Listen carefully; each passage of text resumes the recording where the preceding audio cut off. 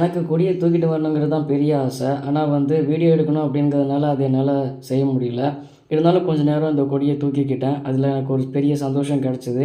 இப்படி தூக்கிட்டு வர்றதுங்கிறது இறைவன் நாடணும். நமக்கு இறைவன் கொடுக்குற பெரிய பர்க்கத்தே இந்த கொடிய தூக்கிட்டு வர்றது தான்.